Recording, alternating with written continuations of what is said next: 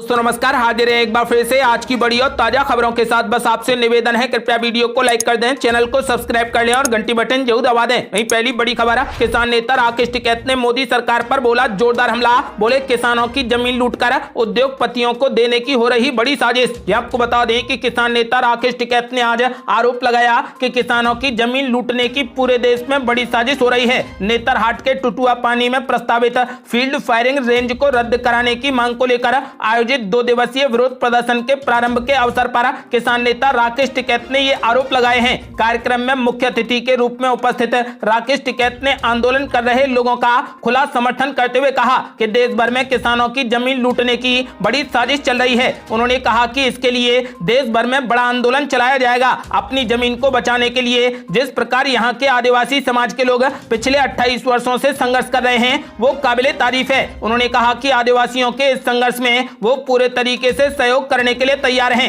राकेश टिकैत ने कहा कि वर्तमान में सरकार किसानों को मजदूर बनाने पर तुली है। राकेश टिकैत ने आरोप लगाया कि किसानों की जमीन लूटकर वहां बड़े बड़े उद्योग बैठाए जा रहे हैं और इस तरीके से एक तरफ उद्योगपतियों को बढ़ावा दिया जा रहा है जबकि दूसरी तरफ किसानों को मजदूर बनाया जा रहा है। उन्होंने कहा कि वर्तमान में किसानों की हालत काफी खराब हो गई है। किसानों की फसलों की कीमत देने के लिए सरकार तैयार नहीं है, परंतु किसानों की जमीन औने पौने दाम पर रात के अंधेरे में भी खरीदी बेची जा रही है। उन्होंने घोषणा की है कि इस किसान विरोधी नीति के खिलाफ देश भर के किसान एक साथ समस्त देश भर में वैचारिक आंदोलन चलाएंगे जो किसान आंदोलन से भी बड़ा होगा। आपको बता दें कि किसान नेता राकेश टिकैत ने मोदी सरकार पर जबरदस्त हमला बोला है और कहा कि किसानों की जमीन लूटने की पूरे देश में साजिश हो रही है। यदि आप भी किसान नेता राकेश टिकैत का खुला समर्थन करते हैं तो इस वीडियो को लाइक कर अपनी राय हमें कमेंट बॉक्स में जरूर दें। और बड़ी खबर, महंगाई पर अखिलेश यादव ने बीजेपी पर बोला जबरदस्त हमला। कहा सरकार की गलत नीतियों की वजह से बड़े पेट्रोल डीजल के दाम, कारोबारी हो रहे मस्त और जनता हो रही त्रस्त। ये आपको बता दें कि स्वतंत्रता सेनानी और समाजवादी चिंतक राम मनोहर लोहिया की जयंती पर श्रद्धांजलि दी गई। इस मौके पर समाजवादी पार्टी के अध्यक्ष अखिलेश यादव समेत कई नेताओं ने भी उन्हें याद किया। अखिलेश यादव ने कहा कि 23 मार्च को राम मनोहर लोहिया जी को याद करते हुए हम इकट्ठे हुए हैं। जो सिद्धांत और रास्ता लोहिया जी ने दिखाया उसी रास्ते पर हमारी पार्टी चल रही है। इस दौरान उन्होंने केंद्र की बीजेपी सरकार पर जोरदार हमला बोला। उन्होंने कहा कि देश में आज महंगाई बढ़ती जा रही है। सरकार की गलत नीतियों की वजह से पेट्रोल डीजल के दाम लगातार बढ़ते जा रहे हैं। आप आकलन करेंगे कि डीजल पेट्रोल की कंपनियां आखिर इतना मुनाफा क्यों कमा रही हैं? इतने बड़े पैमाने पर जो मुनाफा है आखिर वो कहां जा रहा है? अखिलेश यादव ने महंगाई को लेकर हमला बोलते हुए कहा कि कारोबारियों को लाभ पहुंचाने के लिए सरकार ऐसा कर रही है। उन्होंने कहा कि जनता त्रस्त है लेकिन कारोबारी पूरे तरीके से मस्त है। ये पहले से पता था। हमने जनता को भी सचेत किया था कि चुनाव खत्म होते ही सरकार महंगाई को बढ़ा देगी। आपको बता दें कि अखिलेश यादव ने महंगाई को लेकर बीजेपी पर जोरदार हमला बोला है। उन्होंने साफ कहा है कि जनता त्रस्त है लेकिन कारोबारी पूरे तरीके से मस्त है। और बड़ी खबर, बढ़ती महंगाई को लेकर मोदी सरकार पर जमकर बरसी कांग्रेस। कहा जनलूट योजना जारी है, विरोध हुआ तो फिल्म दिखा देंगे। आपको बता दें कि 5 राज्यों के विधानसभा चुनावों की घोषणा के बाद पेट्रोल डीजल के दाम में बढ़ोतरी की आशंका सच साबित हुई। बुधवार को लगातार दूसरे दिन पेट्रोल और डीजल की कीमतों में 80 पैसे प्रति लीटर की वृद्धि हुई है। वहीं इसके विरोध में विपक्षी दलों ने मोदी सरकार को घेरना शुरू कर दिया है। रेट बढ़ने को लेकर ट्विटर पर विपक्षी दलों के कई नेताओं ने केंद्र सरकार की आलोचना भी की है। कांग्रेस के वरिष्ठ नेता रणदीप सिंह सुरजेवाला ने बीजेपी सरकार पर तीखा प्रहार करते हुए कहा कि जनलूट योजना जारी है। पेट्रोल डीजल के दाम एक बार फिर 80 पैसे और बढ़ा दिए गए। 2 दिन में ₹1.60 प्रति लीटर की जनता को चपत लगी है। उन्होंने आगे कहा कि गेहूं की कटाई में किसान को लूटने का यही सही मौका है। मध्यम वर्ग नौकरी पेशे को तो रोज लूटना अब सरकार का धर्म है।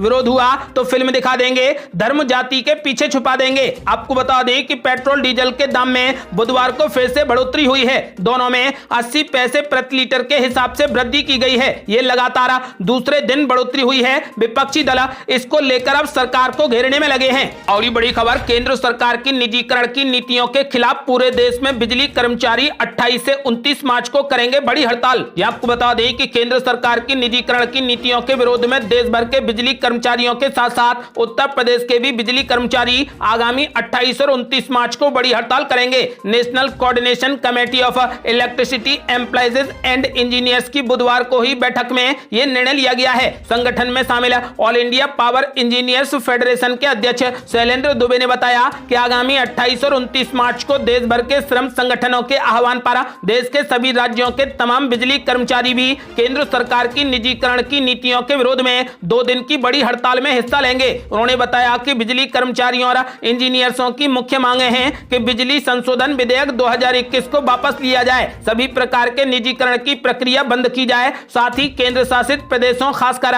मुनाफा कमाने वाले चंडीगढ़, दादर, नगर हवेली, दमन, दीव तथा पांडुचेरी में बिजली के निजीकरण का फैसला रद्द किया जाए और बिजली वार्डों के विघटन के बाद नियुक्त किए गए सभी बिजली कर्मचारियों को पुरानी पेंशन योजना के अंतर्गत लाया जाए। आपको बता दें कि आगामी 28 और 29 मार्च को देश भर के श्रम संगठनों के आह्वान पर देश के सभी राज्यों के तमाम बिजली कर्मचारी मोदी सरकार की निजीकरण की नीतियों के विरोध में 2 दिन की बड़ी हड़ताल करेंगे। और बड़ी खबर, लोकसभा में गर्जी सोनिया गांधी, बोली कोरोना महामारी से सबसे ज्यादा प्रभावित हुए बच्चे, सरकार फिर से शुरू करे मिड डे मील योजना।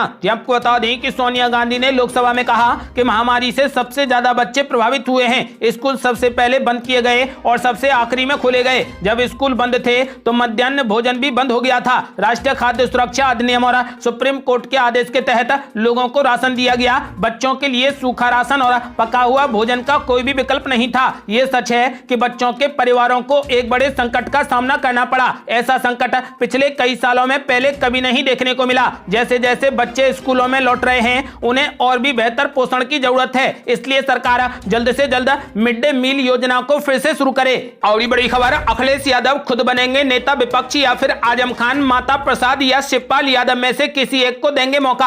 आपको बता दें कि समाजवादी पार्टी के मुखिया अखिलेश यादव ने लोकसभा की सदस्यता से इस्तीफा देकर यह तो साफ कर दिया है कि उनका पूरा ध्यान अब यूपी की सियासत पर होगा। उन्हें सरकार बनाने का भले ही मौका ना मिल पाया हो, पर वे सदन में भाजपा सरकार को मजबूत विपक्ष की भूमिका का एहसास जरूर कराएंगे। इस इस्तीफे को वर्ष 2024 में होने वाले लोकसभा चुनाव से जोड़कर भी देखा जा रहा है। अखिलेश यादव, मोहम्मद आजम खान, माता प्रसाद पांडे और शिवपाल सिंह यादव वरिष्ठ विधायक हैं। अब देखना होगा कि नेता विरोधी दल कौन होता है। 17वीं विधानसभा में राम गोविंद चौधरी नेता विरोधी दल हुआ करते थे। विधानसभा का चुनाव हारने के बाद 11 मार्च 2022 को उनकी सदस्यता स्वतः ही समाप्त हो गई। इसलिए समाजवादी पार्टी को अब नए नेता विरोधी दल का चयन करना होगा। अखिलेश यादव विधानसभा में नेता विपक्ष की जिम्मेदारी निभाकर सरकार को कई मुद्दों पर घेरने की भूमिका में दिख सकते हैं। अब देखना होगा कि वो स्वयं नेता विरोधी दल बनते हैं या किसी अन्य वरिष्ठ को बनाते हैं। आपका क्या मानना है? क्या वो खुद बनेंगे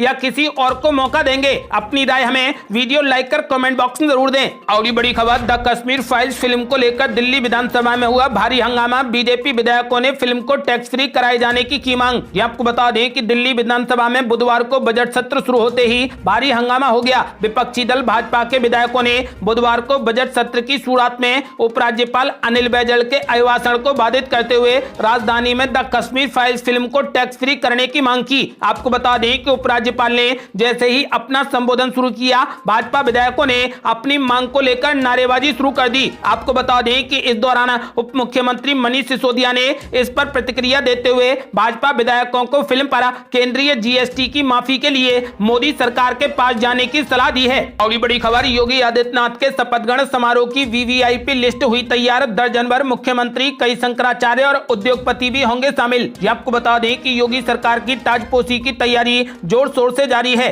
25 मार्च को अटल बिहारी वाजपेयी इकाना अंतर्राष्ट्रीय स्टेडियम में होने वाले भव्य शपथ ग्रहण समारोह में देश की राजनीतिक, धार्मिक, सामाजिक और उद्योग जगत की नामचीन हस्तियां मौजूद रहेंगी। दर्जन भर राज्यों के मुख्यमंत्रियों और कई उप मुख्यमंत्रियों ने शपथ ग्रहण समारोह में आने की सहमति जताई है। कई शंकराचार्य और प्रमुख उद्योगपति भी इस आयोजन का हिस्सा बनेंगे। योगी सरकार के दूसरे कार्यकाल के शपथ ग्रहण समारोह को भव्यता देने के प्रयासों में सरकार और संगठन दोनों जुटे हैं। इस समारोह में प्रधानमंत्री नरेंद्र मोदी, रक्षा मंत्री राजनाथ सिंह, गृह मंत्री अमित शाह, केंद्रीय मंत्री धर्मेंद्र प्रधान, अनुराग ठाकुर, डॉक्टर महेंद्र नाथ पांडे सहित यूपी कोटे के तमाम मंत्री भी शामिल होंगे।